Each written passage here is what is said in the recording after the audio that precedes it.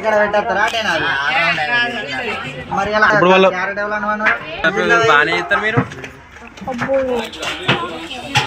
నూనె పోసుకోరు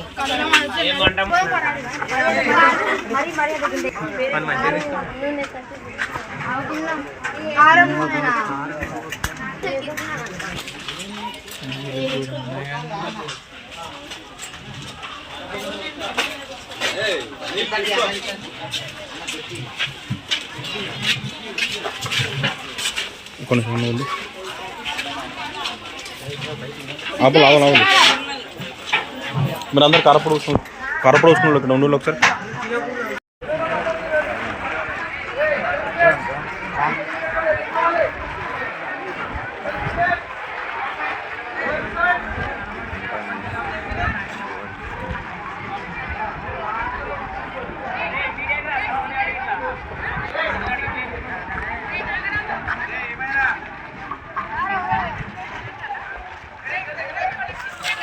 కూరగాయలు ఉండాలి, 30 గ్రాముల పప్పు ఉండాలి, 50 గ్రాములు రైస్ ఉండాలి.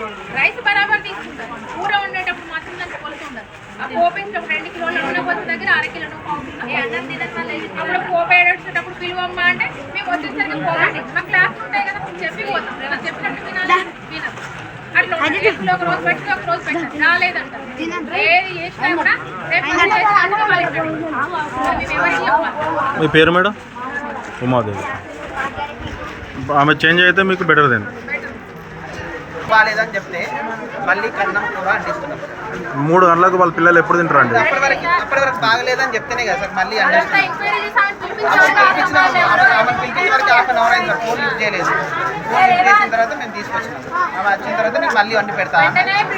ఫోన్ చేసినాం.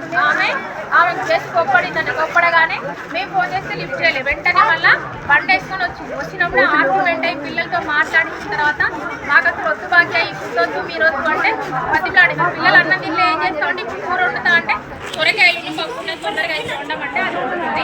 రాగానే పిల్లలకు పెట్టియాలని అరే భయపడకూడదు, అడుగురా. మమ్మల్ని సార్లు ఏమన్నారు ఎప్పుడు ఏమన్నారు?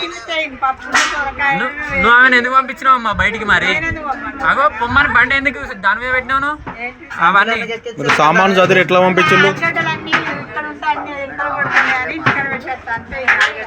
ఇంటికాడ పెట్టేస్తారా మరి ఇప్పుడు వాళ్ళు బాగానే చేస్తారు మీరు. నూనె పోసుకోరు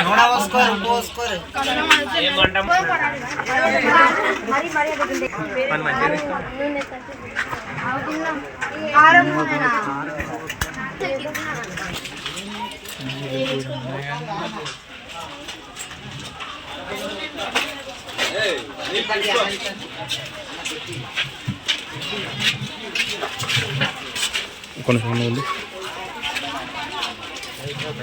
ఆపలు ఆవులు ఆవులు మీరు అందరు కారపొడి వస్తున్నారు ఇక్కడ ఉండు ఒకసారి.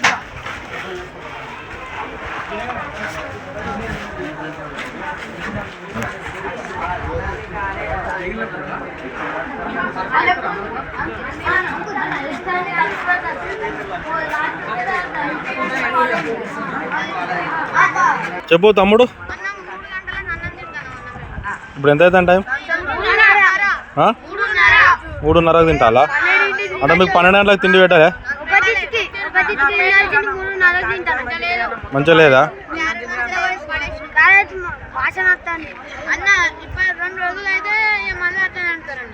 ఇంతేనా?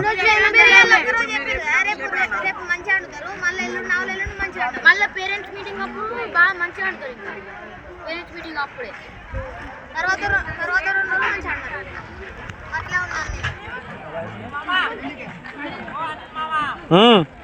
టైం అయితే